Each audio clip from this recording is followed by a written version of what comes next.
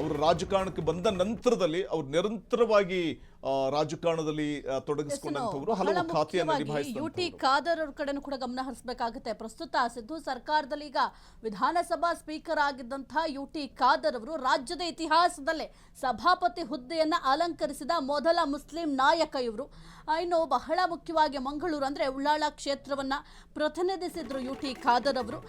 ಜೊತೆಗೆ ಆ ಒಂದು ಏನು ಮಂಗಳೂರು ಕ್ಷೇತ್ರದಲ್ಲಿ ಬಹಳ ಒಂದು ಜನಪ್ರಿಯತೆಯನ್ನು ಕೂಡ ಗಳಿಸಿಕೊಂಡಿದ್ದಾರೆ ಯುಟಿ ಖಾದರ್ ಅವರು. ಮಂಗಳೂರು ಕ್ಷೇತ್ರದಿಂದ ಸತತ 5 ಬಾರಿ ಶಾಸಕರಾಗಿ ಆಯ್ಕೆ ಕೂಡ ಆಗಿದ್ರು ಯುಟಿ ಖಾದರ್. 2007ರಿಂದ ಸತತವಾಗಿ 5 ಬಾರಿ ಶಾಸಕರಾಗಿ ಆಯ್ಕೆಯಾಗಿ ದಾಖಲೆಯನ್ನು ಕೂಡ ನಿರ್ಮಾಣ ಮಾಡಿದ್ದಾರೆ ಯುಟಿ ಖಾದರ್. ಹಿಂದೆ ರಾಜ್ಯದ ಆರೋಗ್ಯ, ನಗರಾಭಿವೃದ್ಧಿ, ವಸತಿ ಇಲಾಖೆಗಳ ನಿರ್ವಹಣೆಯನ್ನು ಕೂಡ ಯಶಸ್ವಿಯಾಗಿ ಮಾಡಿದ್ರು.